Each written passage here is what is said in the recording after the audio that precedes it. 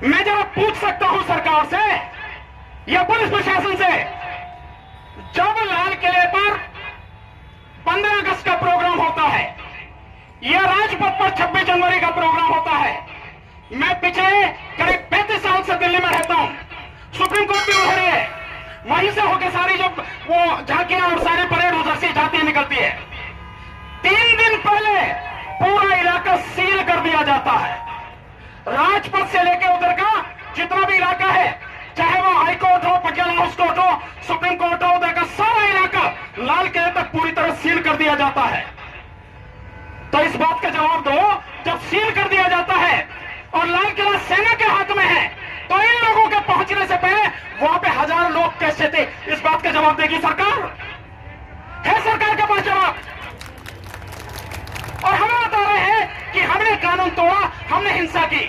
हमारे किसी व्यक्ति ने हिंसा नहीं की, हमारे किसी व्यक्ति ने कोई गलत काम नहीं किया, हमारे किसी व्यक्ति ने अनुशासनहीनता नहीं की। ये तुम्हारी ही नाकामयाबी थी, तुम्हारी साजिश थी, जिसकी वजह से हमारे कुछ साथी भटक गए और उन्हें आगे जाके आपको रास्ता दिखाना तो वो आपने नहीं किया, उसका सारा इल्जाम हम पे थोप दिया, जिसकी वजह से कितने लोगों को चोटें आई।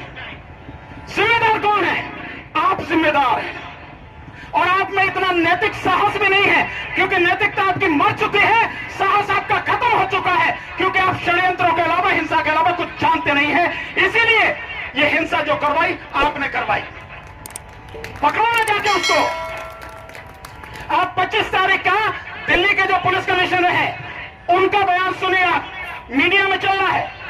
उन्होंने ये कहा था हमने सारी व्यवस्था कर ली है, सब लोगों से बात हो गई है, सारे रास्ते तरीके से हमने उनका सब कुछ बैठ के आपस में बात कर ली है, और हमें यह भी पता है कि कुछ अराजक तत्व इसमें घुसे हुए हैं, हमने उनको आइडेंटिफाई किया। ये बात मेरी सुनना आप और मीडिया में सुनना, ये पुलिस कमिश्नर का बयान है, मेरा नहीं है। तो जब आपने उनको आइडेंटिफाई कर लिया है और जो भी होगा हम देखेंगे, कोई दिक्कत होगी नहीं। गणतंत्र दिवस पर सारी सुरक्षा की जिम्मेदारी किसकी है? दिल्ली पुलिस की, हमारी नहीं है। हम आपको सहयोग कर रहे हैं, इसीलिए जो रूट बताया हम उससे जा रहे हैं। तो जब पुलिस कमिश्नर ये कह रहे हैं कुछ अराजक तत्व हैं, हमने उनको आइडेंटिफाई कर लिया है और रात को भी आपके 2 लोगों से बात भी हुई है, फिर आपने उन लोगों को कैसे आने दिया? इस बात का जवाब सरकार और पुलिस को देना पड़ेगा। कैसे आने दिया आपने उनको?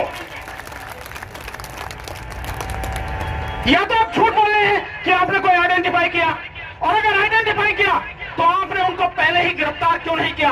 और अगर आपको मालूम था रात को ही कि कुछ लोग जो रूट है उससे अलग जाएंगे, तो आपने परमिशन कैंसिल क्यों नहीं की? आपने किसान नेताओं की जानकारी में लाए क्यों नहीं? आप, ये आपकी जिम्मेदारी थी, लेकिन सब कुछ नहीं किया और बड़े तरीके से सब कुछ होता रहा। और लाल किले पर आपने देखा होगा एनडीटीवी में पुलिस वाले कैसे आराम से कुर्सी पर बैठे, कैसे कुर्सी पर बैठे बड़े आराम से, और सैकड़ों की संख्या में, और सबके सामने सब कुछ हो रहा है। कौन है इसका जिम्मेदार? और ये जो परेड है, ये परेड होने से 26 जनवरी से कुछ दिन पहले ही केवल इंडिया गेट तक सीमित क्यों कर दी गई?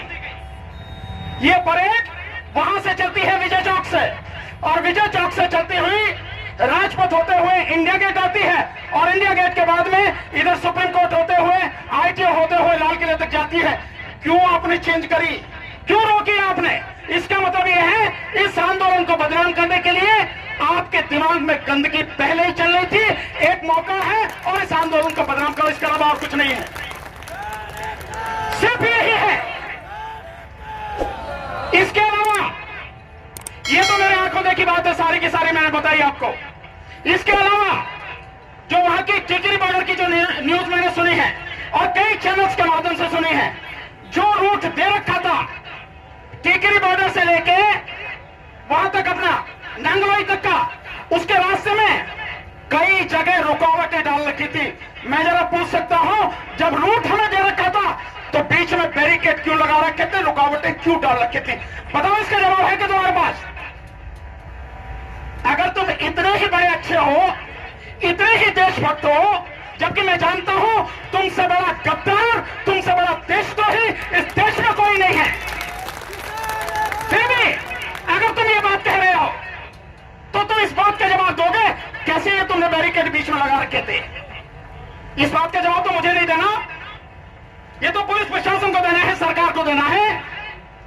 लेकिन नहीं, बदनाम करना चाहते हैं। और जो गोदी मीडिया है उसे भी केवल एक पक्ष दिखाई दे रहा है।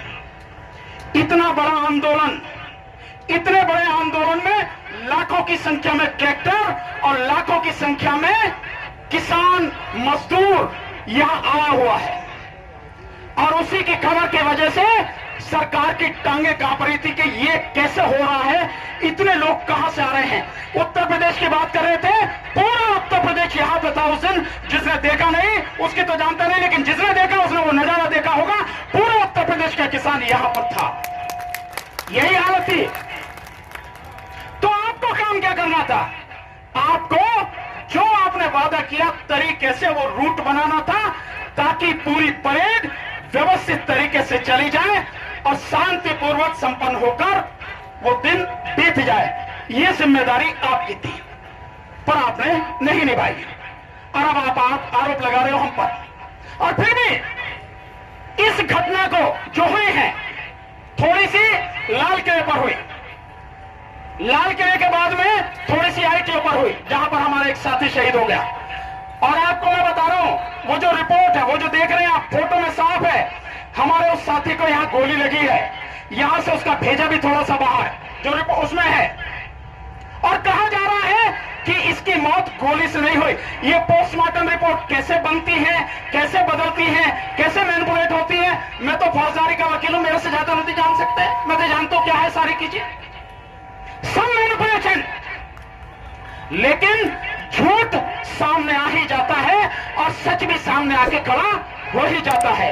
इसलिए सरकार के पास जवाब देने के लिए कुछ भी नहीं है। 80% से ज्यादा किसान बहुत शांतिपूर्वक तरीके से अपनी परेड करते हुए अपने वापस उसी गंतव्य पर पहुंच गए जहां से वो चले थे। ये दिखाई नहीं दे रहा, ये नहीं दिखाई दे रहा, दिखाई वो छुटपुट चीजें आई हैं। और उसमें भी पुलिस को मारते हुए दिखाया जा रहा है। यानी जो किसान पीटे गए हैं वो गोदी मीडिया ने कहीं नहीं दिखाया, उसके विषय में कोई चर्चा नहीं है। अबे बेशर्म हो, अगर तुम वाकई में ईमानदार हो तो दोनों चीज दिखाओ ना, ये भी दिखाओ, ये भी दिखाओ, सच दुनिया के सामने लाओ। लाते क्यों नहीं उसे?